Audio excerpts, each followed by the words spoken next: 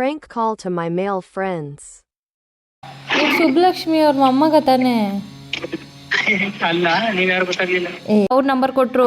ಇಲ್ಲ ಇವ್ರ ಮೊಮ್ಮಗ ಇವನು ಅಂತೇಳಿ ನಿಮ್ಮ ನಂಬರ್ ಕೊಟ್ಟ ಅವನು. ಹೌದಾ? ಮೇನೋ ಮಿಸ್ಗೈಡ್ ಆಗಿರ್ಬೋದು ತಡ್ರಿ, ನಾನ್ ಕೇಳ್ತೀನಿ ಅಂತ ಸುಷ್ಮಂದ್ರಿಗ. ಸರಿ, ಕೇಳಿ ಮಾಡಿ, ಕಾಲ್ ಬ್ಯಾಕ್ ಮಾಡಿ. ನಿಮ್ಮ ಹೆಸರೇನಂದ್ರಿ? ಗಜಲಕ್ಷ್ಮಿ. ಸುಬ್ಬಲಕ್ಷ್ಮಿ ಅಜ್ಜಿ ಮೊಮ್ಮಗನ ನೀವು? ಅಲ್ಲ ಅಲ್ಲ, ಅಜ್ಜಿ ನಿಮ್ಮ ನಂಬರ್ ಕೊಟ್ಟರು. ನಾನು ಇಲ್ಲಿ ಅವಾಗಿಂದ ಬಸ್ ಸ್ಟ್ಯಾಂಡಲ್ಲಿ ನಿಂತ್ಕೊಂಡಿದ್ದೆ. ಬಿಸಿಲು ಅಂದರೆ ಬಿಸಿಲು, ಬಸ್ಸೇ ಹಚ್ಕೋತಾ ಇಲ್ಲ, ಕಾಸು ತಂದಿಲ್ಲ ಇವತ್ತು. ಅದಕ್ಕೆ ನಮ್ಮ ಮೊಮ್ಮಗನ ಕೈಯಲ್ಲಿ ಕೊಟ್ಟು ಕಳಿಸ್ತೀನಿ ಅಂತ ಗಟ್ಟಿ ಮಾಡಿ. ನೀವು ನಿಮ್ಮ ಹೆಸ್ರೇನು ಹೇಳಿ? ನಮ್ಮ ಹೆಸರು ಲಿಂಗೇಶಾ? ಗೌರವ್ ಅಂತ.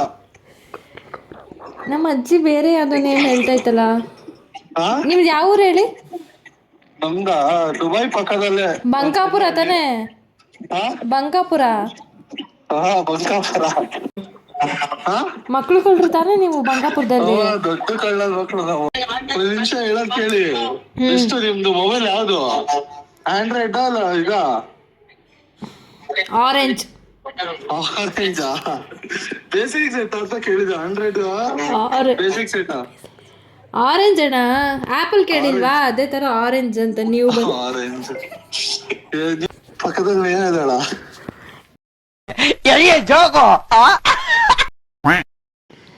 ಅಭಿ ಮಾತಾಡ್ತಾ ಇರೋದಾ? ಹೌದು. ನೀವ್ಯಾರು? ಅಭಿ, ನಿಮಗೆ ನಿಮ್ಮ ಅಜ್ಜಿ ಫ್ರೆಂಡ್ ಸುಬ್ಬಲಕ್ಷ್ಮಿ ಅಂತ ಗೊತ್ತಾ? ಖಂಡಿತ ಗೊತ್ತಿಲ್ಲ. ಯಾರು ಯಾರು ಮಾತಾಡ್ರಿ? ನಿಮ್ಮ ಹೆಸರೇನು? ಹಲೋ. ಹಲೋ. ನಿಮ್ಮ ಅಜ್ಜಿ ಫ್ರೆಂಡ್ ಒಬ್ರು ಸುಬ್ಬಲಕ್ಷ್ಮಿ ಅಂತ ಇದ್ದಾರೆ.